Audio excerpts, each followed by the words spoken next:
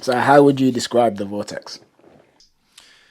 Whew. So the vortex, first of all, the shape of the vortex is fundamental to understanding kind of my some of my high level paradigms through which I view the game. So it's shaped like a funnel.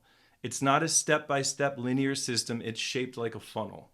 The reason that it's shaped like a funnel is to remind us that there are certain forces at work here that are outside of our control and understanding. So when in the presence of a woman where there's chemistry, where there's some kind of attraction, there's some kind of potential, we may start to feel this almost rotational like spinning magnetic force pulling us together, right? That represents the shape of the vortex. It reminds us that this game is not all about doing, doing, doing. It's also about being present. It's being tuned into the woman. It's recognizing that there are natural forces of attraction. Mother Nature, the universe is at play here as well, right? Now, within the shape of that vortex, did you want to comment on that? Well, yeah, because so I'm writing a book which is about to be released very soon. It's called The Primal Gentleman, and it's about effectively a man embodying animal magnetism and what makes a bad boy attractive, but without losing his heart and his soul. And you're speaking about this presence and the charge that exists between a man and a woman, and that's something that I write about quite a lot, which is like so masculine energy, strong, powerful, dominant, warrior, protector, provider. Feminine energy, soft, accepting, nurturing, things like this, welcoming. And the two have opposite charges. But then when they get together, it creates this tension. And what men need to learn to do is to lean into that. But it's like you stand there and you feel the energy and you embody your side, you embody your masculinity with no shame, with no fear. You're not ashamed of who you are, you're proud of it. At the same time, you're calibrated to where the woman's at. So, for instance, you're not going to give her a 10 if she's only at a 3 or a 4. You know, you're not going to give her an 8 if she's only at a 5. So, you're meeting her where she is, but kind of leading her and guiding her through. Again, I guess we would call it a vortex of attraction. And yeah, I'm just impressed to hear you say that. Yeah, no, man, I'm definitely interested to read your book, man. I hope you read mine too. So yeah, that's the first thing to understand about the model is the shape of it is crucial because many guys that get into this game are just doing, doing, doing, and they're not allowing, they're not present, they're not aware of this charge that you speak of that exists because they're too caught up in their head, they're too caught up in doing, right? Well, the other end of that spectrum are the guys that just allow everything to happen, you know, on its own. They just take whatever opportunities float their way. There's nothing proactive about their game at all. It's just a game of allowing, right? Well, that's where the four elements come in. So I basically have broken love down into four key elements. And if we build these elements up to what I call equilibrium, we basically will spiral all the way down the funnel and fall in love. So this is not a book that's just about getting laid. It's not just taking a woman from meat to sex. It's actually taking you from meat to love. Interesting. That's interesting. All right, would you be willing to tell me then what the four elements of falling in love are? Like, you'd have to go too much into detail, but if you could just name them. I wanna save that for the book. No worries. No worries, but that's fascinating. Yeah, so but what the four elements do is they give us four high level targets to hit. So now the game is not just about allowing everything to unfold, it's one part allowing, one part doing. And the four elements represent the doing part of this. These are the four targets that we want to hit. And if we can bring these up to equilibrium, they all kind of fuse together. And that gives us now when we build out different tactics and techniques and we develop material, we can kind of make that material correspond to the different elements. So that's the structured side of the game. This is how the natural and structured side of game are kind of fused together. that's kind of the vortex in a nutshell. There's more detail to it as well. We can take, for example, I'll give you one more example. So we can take the four elements and we can line them up as if they're steps in a linear process. And then we can actually rearrange them in different orders and make them have multiple uh, you can come up with multiple linear systems by rearranging the four elements. I call these the five paths, by the way. So there's five common pathways to love. So I'm teaching guys to allow things to unfold. I'm teaching them the proactive doing side of the game. We can build tactics and techniques designed to target these four elements, and we can arrange them in different ways to create linear systems out of them. And then there's a kind of a conclusion that I don't want to spoil as well at the end of the book that kind of just brings all of these concepts together.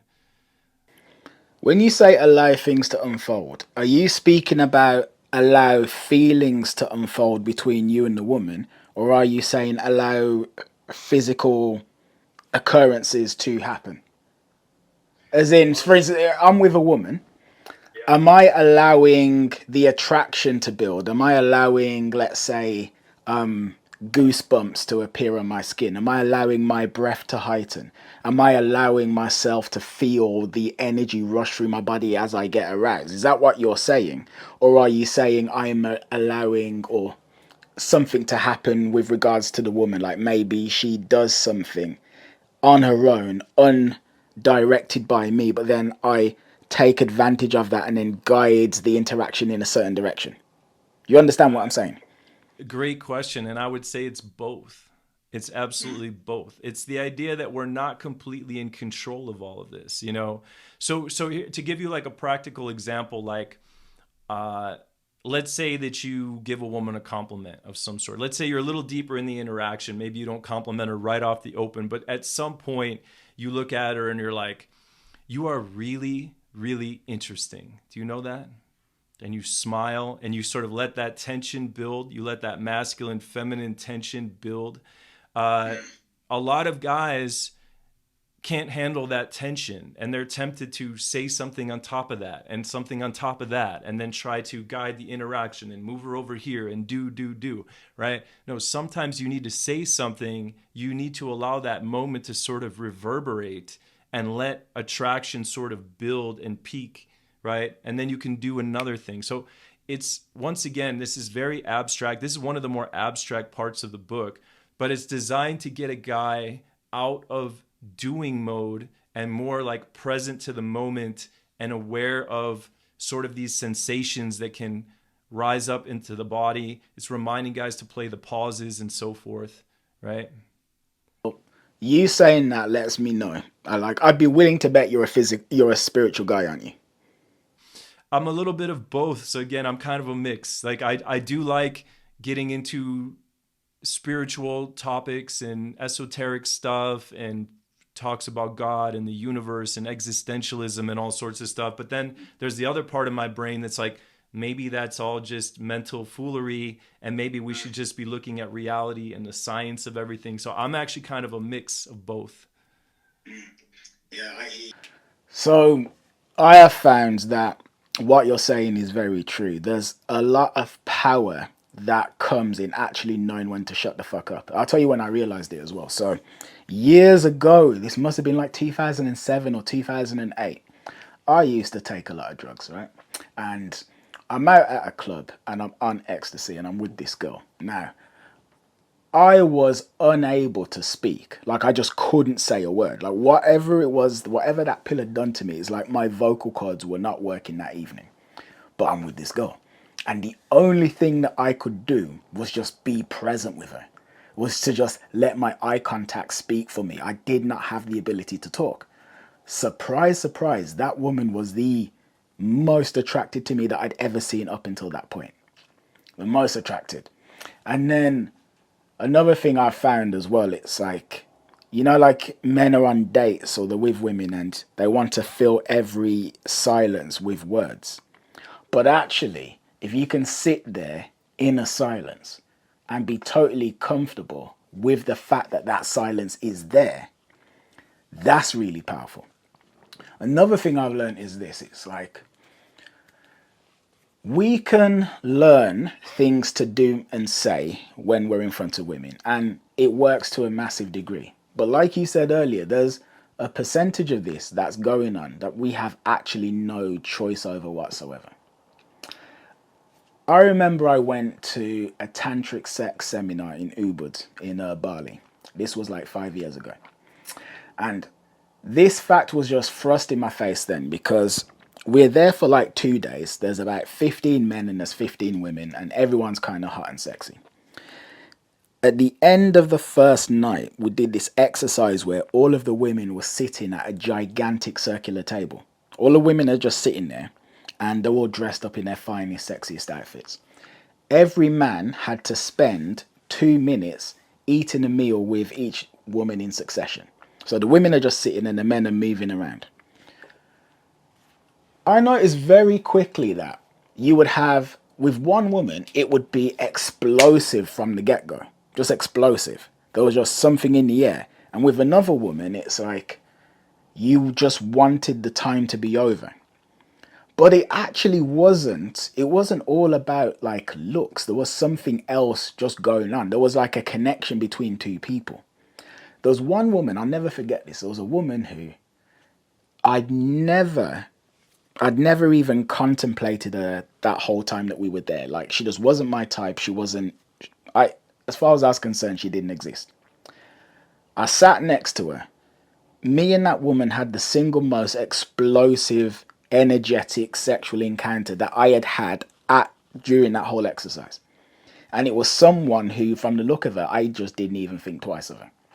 And there's something going on between like a man and between a woman. There's like something kind of in the air which men don't really know how to harness. But that's something that I work on a lot, and it sounds like it's something that's very important to your work as well, which is intriguing. Indeed, indeed. When I was younger and I was just coming into my own, it was a lot of doing, trying to make things happen. And just by sheer volume and determination, I got results, right? But as I got older, I sort of learned to slow down a little bit, get settled into my center, be present. And then this whole new world sort of opened up to me. And I felt almost embarrassed. I almost felt like there was a world that existed that I wasn't even aware of, that other people were aware of, and they were just waiting for me. Yeah, like how had you lived so long without realizing this was possible? Exactly. And like you said, I do think that generally speaking, women are a little bit more tuned into this than men. We're a little bit late to the game in slowing ourselves down and learning to be present and comfortable and rooted and centered with a woman. We are sort of the built to hunt and keep moving forward, and when you learn to slow down and observe and become aware of your surroundings, you realize a lot of women are tapped into this centered place. So no, I can definitely relate to that one, man. And I had another thought. It escaped me. It's escaping me at the moment. But yeah, no, good stuff, man. I know the feeling. Oh, I remember. I remember what I was going to say. This is also what you were saying about how you would sit down with some women and there was sort of nothing there, and other women there was like immediately something. This comes down to the idea too of like, can we manufacture attraction? Can we actually run our game and build attraction with somebody where it doesn't actually exist?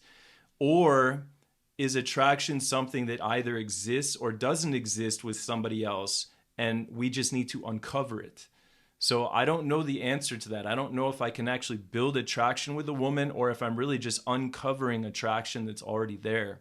And I do know that if we're too focused on gaming and we're over gaming, for example, I think we can very easily fail to uncover attraction. If we're under gaming, we can fail to uncover attraction too, certainly. But